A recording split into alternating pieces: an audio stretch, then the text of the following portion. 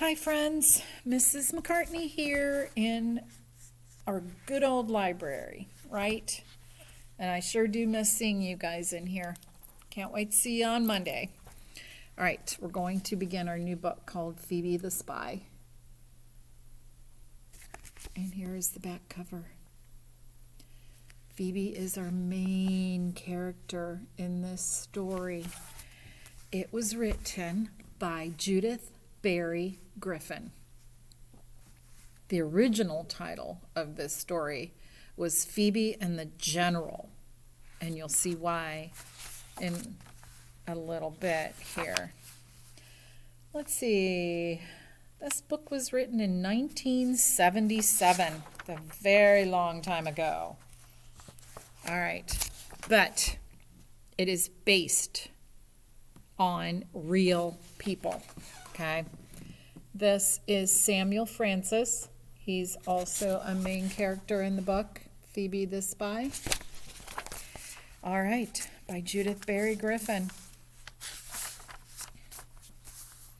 Here's a little picture. Now, the pictures, see if you can notice something interesting about them. Okay, so this is the setting, and you will find out what it is shortly.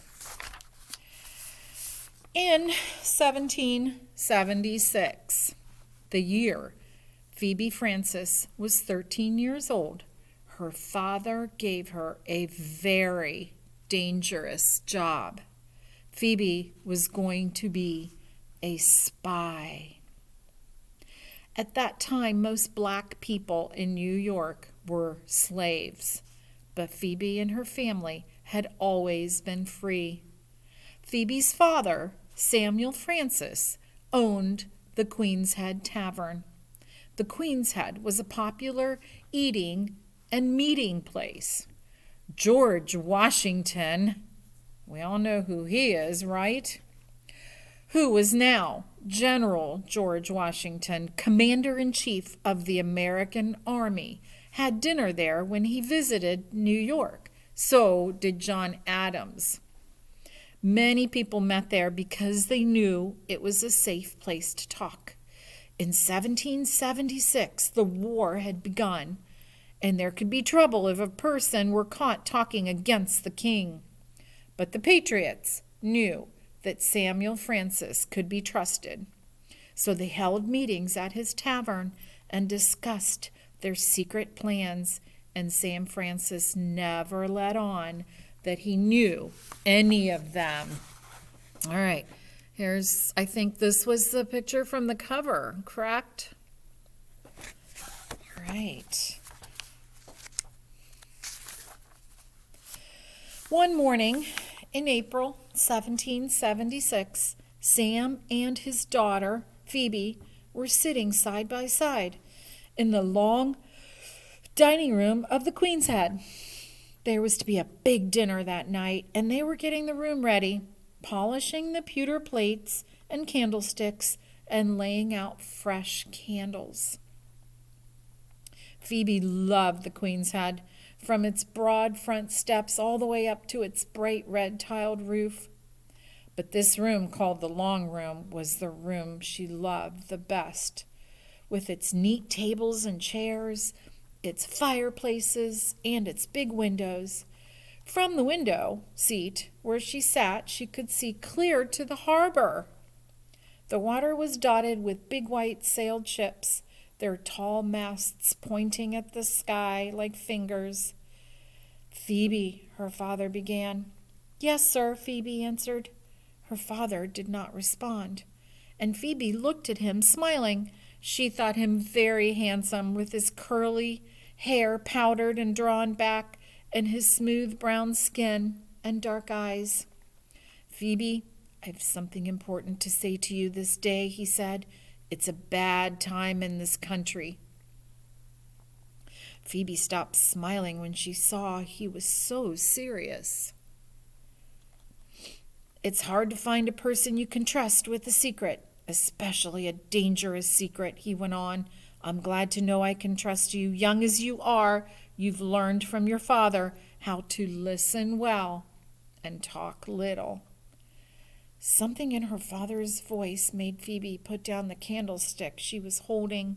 She sat quite still, waiting for him to go on, watching the polishing cloth in his hands go round and round. "I have a great fear in me," he said slowly. All right, let me show you the picture of the great room that they're talking about, right?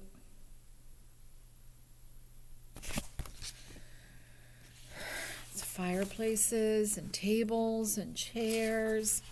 Okay, "I have a great fear in me," he said slowly, "that our General Washington is in dread danger. It is he who's keeping the colonies together, but there are those who'd like to see the colonies separated and so ruled more easily by the king. And if something were to happen to the general, it would be a hard job to find another such as he to pull the colonies together and throw off the king. Indeed, such a man might not be found at all, and the king would rule on." Now you're wondering, who's this king we keep talking about? And I thought George Washington was the first president. Well, before he was the first president, he was the general. All right, we will talk about that at the beginning of our next video, okay? There was a silence for a time. The sunlight, stronger now, pushed warm fingers through the windows, glittering against the candlesticks. "New York is full of soldiers," he continued. "Some are only out for money. To them it makes no difference what side they're on. They'd even take money from the enemy and do anything they'd ask. Some such scoundrel might be paid to kill the general. I heard something." Phoebe closed her eyes, seeing her father moving like a shadow among his guests, gracious, smiling, pouring wine and exchanging greetings. It was so easy for him to hear secrets without seeming to listen. "What I heard could cost my life, daughter, and the general's as well," he said quietly. "Phoebe, I need your help." Okay, you can see Sam Francis right there. Okay, and here are a bunch of generals. All right. Phoebe opened her mouth to speak, but her voice would only whisper. "What must I do?" she asked. Her father put down the candlestick and took her hand in his. "I want you to do a job, Phoebe," he said gravely.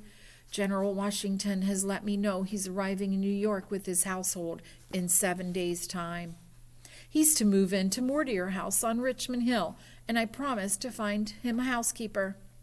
I want you to live there and be his housekeeper, Phoebe. I know you'll be a good one, but your real job will be to watch, to listen, to spy out every bit of information you can. I want you to find out if there's someone planning to kill him and how he plans to do it. Your real job will be to save General Washington's life." Oh my goodness, that's such a big job for a little girl. Phoebe was very frightened. General Washington was a great soldier. How could she save his life if his whole army could not? She wouldn't know who to look for. She was not even strong enough to fight anyone. And what if she failed? Her father spoke again, as if he had read her thoughts.